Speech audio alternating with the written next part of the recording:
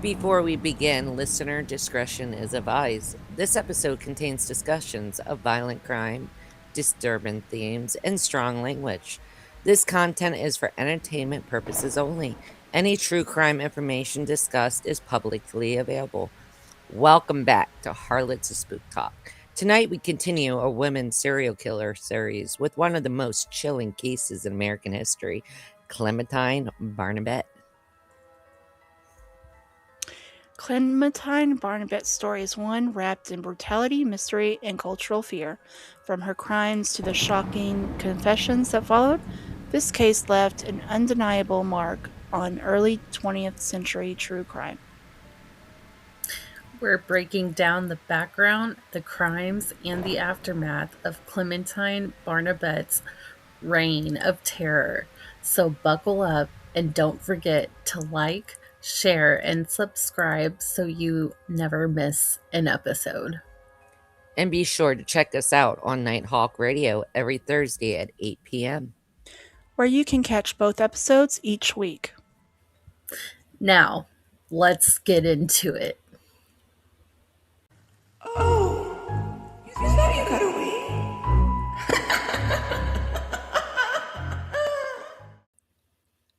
Before we get into Clementine's crimes and stuff, I'm going to bring you into a little about the voodoo down in Louisiana.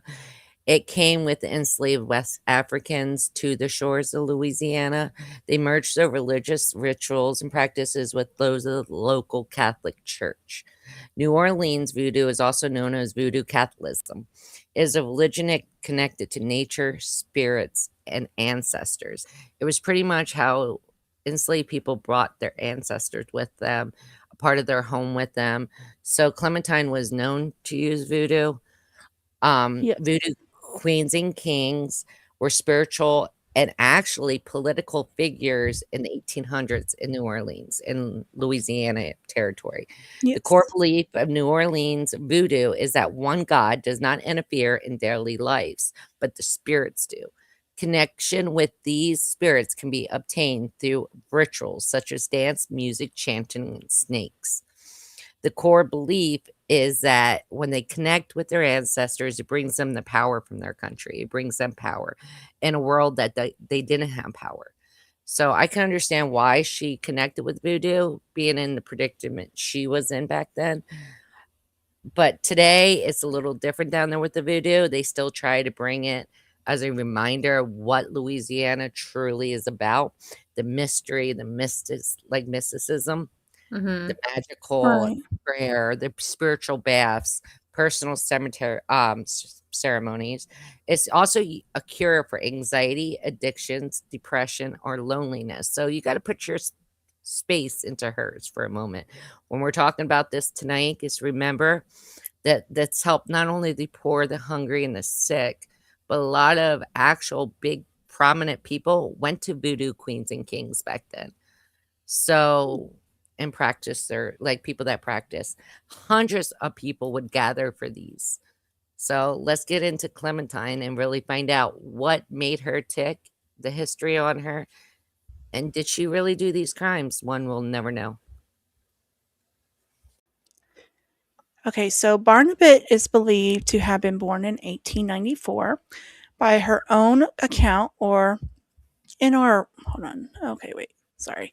In or around Street Martinville, Louisiana. Her parents were Dina Porter and Raymond Barnabet, who were not married, and Dina being described as Raymond's companion or live-in girlfriend. Barnabet had at least one brother named Zephyrin, who had a different mother. Three other potential brothers were also mentioned in some articles, Tattitite or Noah and Ferran, though Ferran appears to be like a corruption or nickname for Sepharin. She also had a half brother named Pauline, or Paul. Yeah, I think it's Pauline, or we'll just Polly, maybe Pauline. Holly? Yeah. So, Half uh, sister. yeah, Pauline. Okay, yeah, Pauline. So Pauline had moved away from Rainey after marrying. Bernabet's father was a sharecropper and petty criminal who reported abuse to his family. Barnabet had also been described as a Creole, with contemporary coverage reporting her as a half-breed or half-blood. Um, Mm. yeah, and in Mulatto. Mulatto. yeah, exactly. So, and inaccurately and apparently by her own account, only 1/8, I don't want to say that word, black. Sorry. The Barnabets moved to Lafayette in 1909.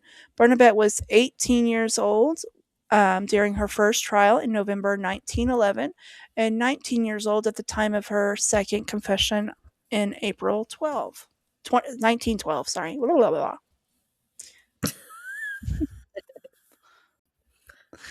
Sorry. You're fine. So we're gonna start with the Andreas and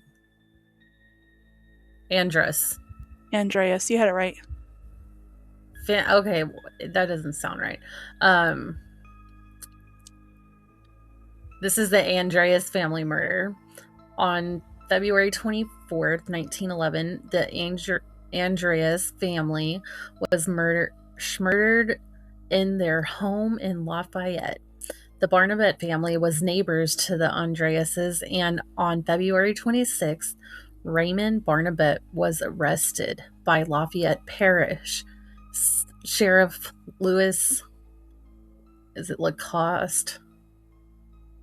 Lacoste? I don't know.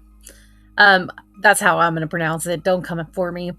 On suspicion of murder after a mistress implicated him in the crime, but Raymond was released for insufficient evidence within the week. So, okay, moving along. Oh, shoot. Yeah, moving along.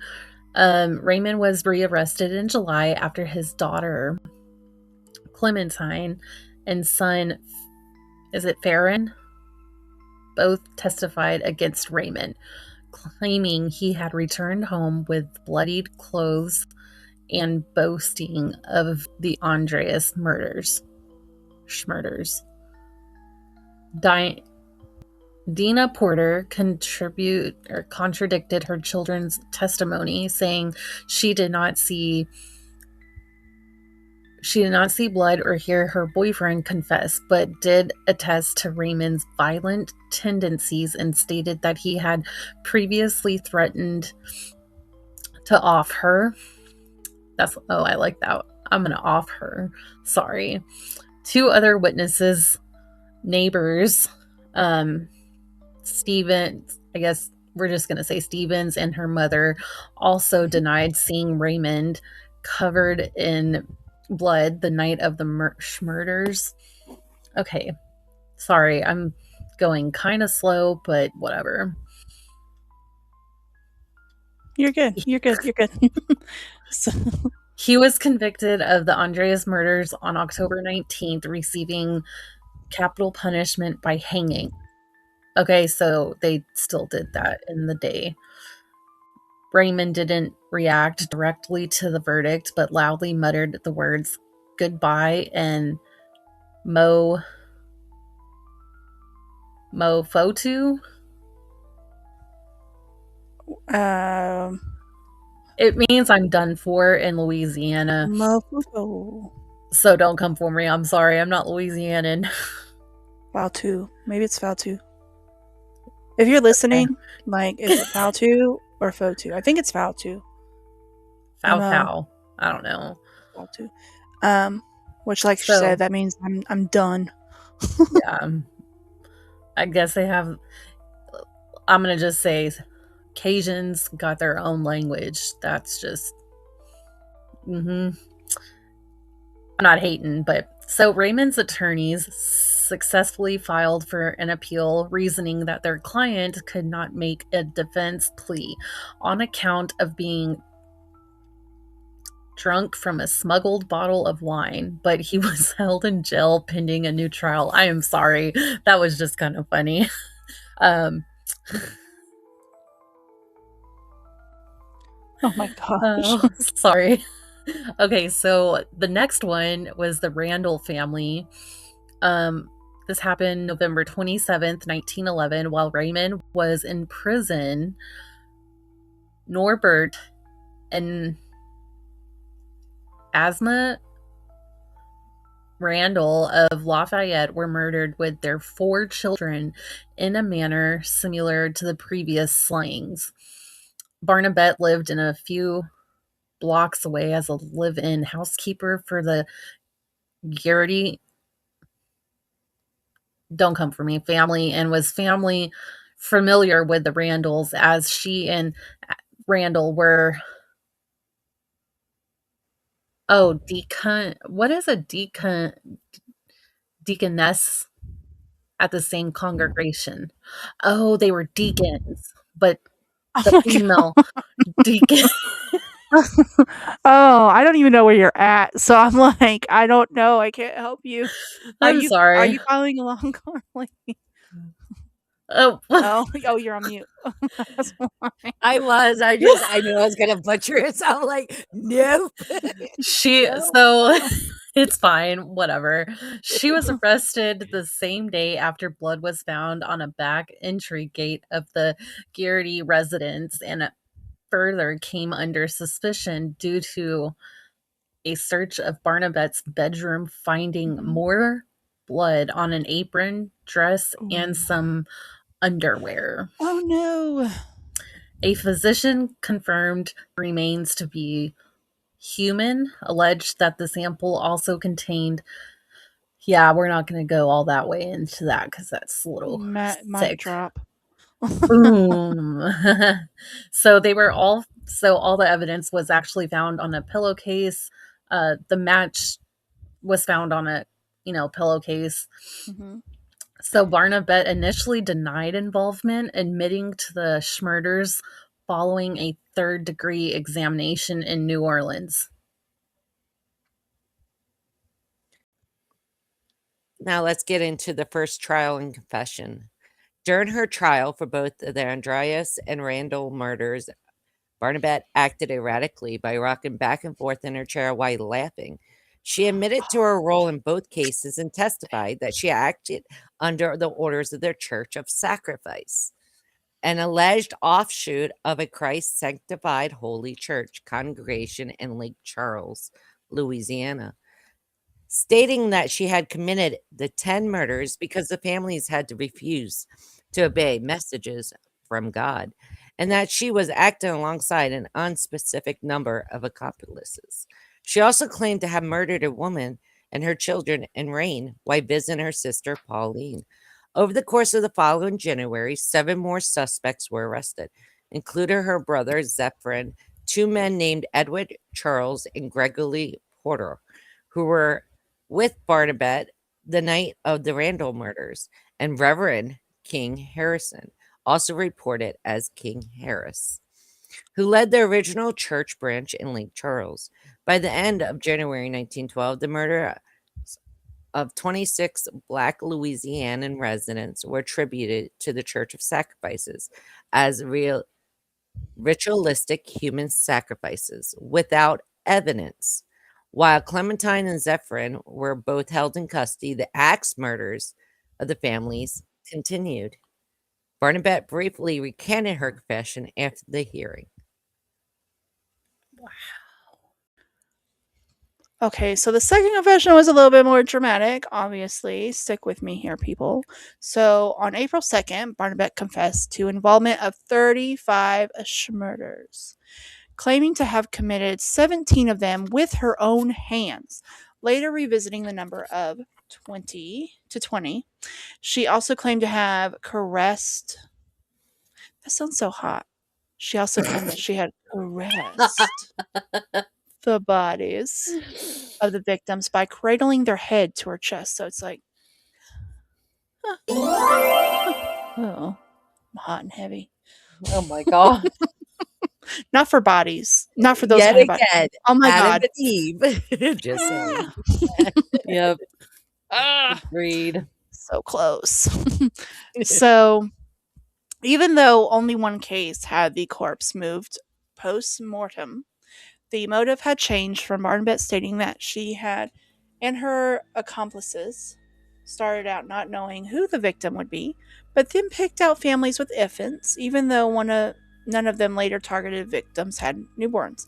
The interrogations were led by Acadia Parish, that's Sheriff Lois, Chief Detective Peck, and Deputy Saul Bazard. On April 4th, she repeated her confessions to the press after smoking cigars, provided journals, and singing Christian hymns such as Nearer My God to Thee and Lead Kindly Light. Barnabet was reported excited about having her photo appear in the newspaper. What? Barnabet was reportedly excited about having her photo appear in the newspaper. For those in the back, what? So on What? April, yeah. So on April 6th, Barnabet claimed to have her accomplice targeted 3 families near Lafayette, totaling 13 people for sacrifice.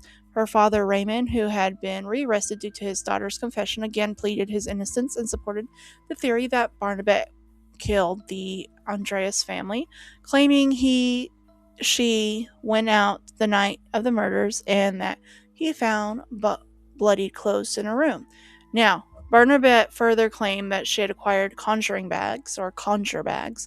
It's what those are, if you don't know. It's like a good luck charm found in like hoodoo, and that describes as 2 cross needles. So bound in thread, and it's wrapped in red fat flannel with some like old rags that would grant them superpowers and make them undetectable to authorities. So this is the magic that we were kind of talking about. Oh, is that like the voodoo dolls? But Right. okay. But this is like it's a hex needle and it has flannel. It Yeah. kind of reminds me of like the underwear magic, you know? Or the hex bags Yeah. that witches sometimes use. Yeah, exactly. So this lured Barnabet into committing her first murder in Rain, Louisiana in 1910. To test whether or not the claimed magical protection was true, she variously claimed to have received them in the Church of Sacrifice or to have bought them from a hoodoo doctor in New Iberia, and that she had got them alongside 4 friends, her alleged future accomplices, who then drew lots to decide who would test the effectiveness of the charms. The Times Democrats stated that other voodoo practitioners identified the contrabads as the charms meant to heal back pain from rheumatism. So it's like, well, you can look it up. So now I'm trying to get through this really quick for y'all. Barnabet's second confession contained lurid detail. She was not consistent with crime scene records, but Barnabet would nearly always claim to have entered through the front door. When there was cases where a black window had been used for entry in describing the murders of the Randall family, Barnabet claimed to have shot Norbert Randall somewhere in the breast or the body with a gun from her brother after braining him.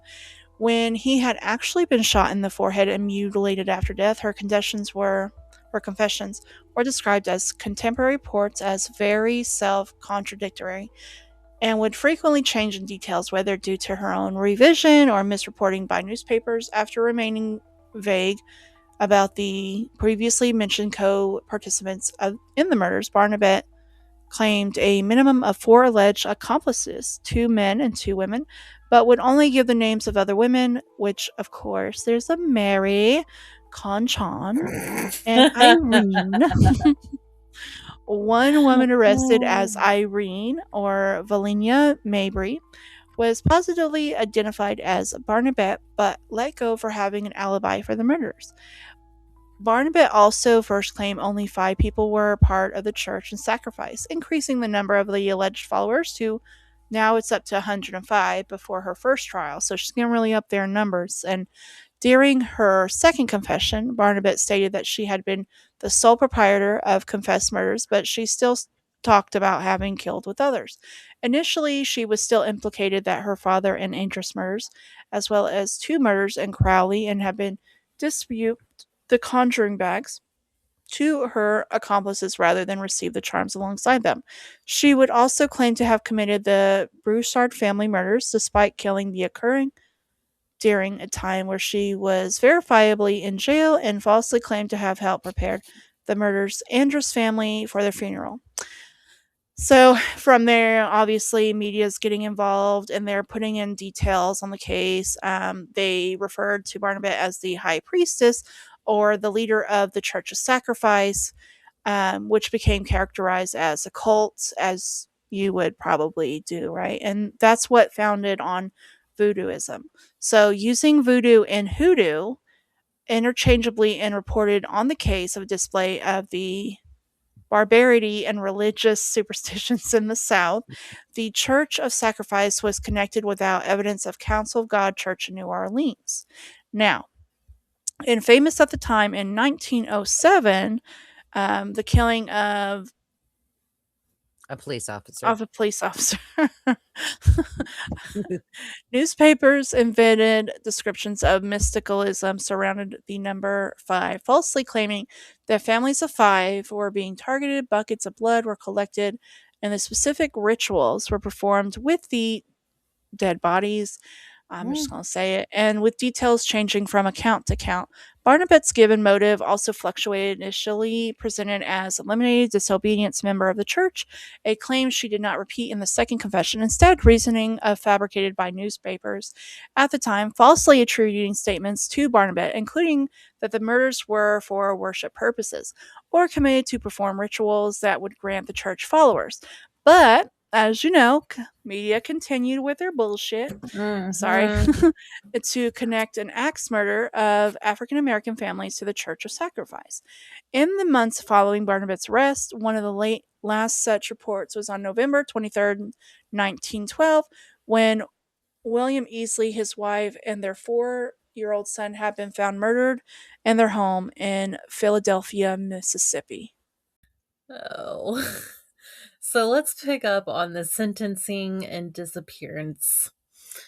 Barnabet's trial began on October 21st, 1912. A team of court-hired physicians declared Barnabet sane, stating that she was morally depraved, unusually ignorant, and of a low grade of mentality, but not deficient in such a manner as to constitute her imbecile or idiot. Imbecile. Her attorney, John L. Kennedy, called his client's confessions unreliable and a result of her abusive childhood, while also questioning the reliability of the forensic methods used to match the blood of the Andreas family to that found on Barnabet's clothes days later. Bum, bum, bum. On October 25th, Barnabet was convicted of the murder of Asma Randall and sentenced to life in Louisiana State Penitentiary. On July 31st, 1913, she escaped jail for a few hours but was caught.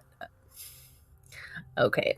During her imprisonment, Barnabet was noted as a model inmate and worked on the on-site sugarcane fields starting 1918.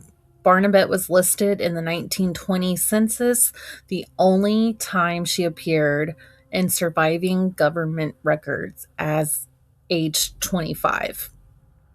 So on August 28th, 1923, Barnabet was released from prison after an unspecified surgical operation was believed to have cured her. Not a lobotomy, which was unknown in the United States until a decade later. The procedure was undertaken by the prison's Dr. Sterling and another inmate, Wyatt H. Ingram, who had studied medicine since his confinement and became a qualified physician and surgeon after being imprisoned in 1909 for embezzling $100,000, equivalent to $3,499. Oh, $3,499,630 in 2024. Wow. As a bank trust officer. So he embezzled that much. Okay. James and James argued that if authorities had actually believed that she was behind these terrible murders, it is unlikely that she would have been released after a few years in jail. She was turned loose so soon because the authorities didn't believe her story either. After Barnabet's release, no knowledge exists on her whereabouts. That gives me the chills. I can't believe they let another inmate operate on her. I Yeah. know. That's agree. crazy. It's not cool. No, that's not cool at all, man. So, do y'all think that she did it? Do you think that when you put your like energy into the universe and you're saying, universe, I want you to throw off the popo and I want you to help me in court and get away with stuff or not get away or get out of jail and then being released, after not a long time. But she had a very surgery too to get Yeah. released. So, but was it the universe or whatever you're believing in, the gods or the goddesses? Was it them saying, I will help you, but you have to get the surgery? I think the cops knew they had the wrong person, and They it knew was they too fucked late. up. It was too late to say, "Oops, my bad. Sorry for picking at your brain, but we're gonna let you go." Yeah, but That's I what I think it And could then have been both, here, though. could been. and then just like disappear and don't say anything to anybody. Well, wouldn't you disappear at that point? I know. Yeah. For me personally, my butt would be in the swamps, not bothering nobody anymore. Like I wouldn't talk to nobody after that experience. I'm so excited. We have a trip coming up to Louisiana. Yeah, and we'll be And by I'm going to Lake be looking Charles. for her ghost. I'll be like, what happened? Tell me the story. We're I'm gonna be right there. excited. And This was. Mhm. go ahead. Oh, go ahead. No, I was just gonna say it's yeah. I mean, this is just one of the many ghost stories down there. Do you have something to say? No, Do you have something to add? no, I don't know. I was just being, I'm excited. I think it's crazy. And I really like the story. I don't want to say I have a favorite out of the women serial killers, but she's definitely my top one. If she did it, she did wow. I Yeah. mean, 35 confessions. Yeah, she's up there. Yeah. Oh, yeah. And So- only from February 1911 to November 1911. Think about that time period. So that's like what, 5 a month, 6 a month. So She was She on a must have roll. been really bored. Yeah, she was on a roll or very pissed off. Yeah. I think she was very pissed off. One or the She's other. like, I've had enough of your shit, and you're probably a bad parent, so I've had enough of your shit. I don't know you, but you look like shit. You know what I know. mean? She just, and if she did do it, either way, to me, she paid for her crimes. Having another inmate do surgery on her to save money through the state, probably. Like, that's just. Yeah. Women normally don't get caught, though. No. Exactly. This is why I love the series so much. We're coming to the end of January though, so the series is almost over. We have like 2 or 3 more women, and so if you're watching this and you like, there's somebody that you want us to do, even if they're not female, let us know. Any kind of true crime, whether it's new or old, we want in on it. So share it below. And like, share, subscribe. And don't forget about our TikTok and be nice. Okay. Love you. Blessed be. Bye. Bye. Full moon's out, everybody acting dumb. New moon hit, now I'm ghosting everyone. Moon void mood, don't catch me slipping. Crystals out, bones clack, tarot flipping. Yeah, it's moon void mood, stay unbothered. Witch in the woods, half naked, unbothered.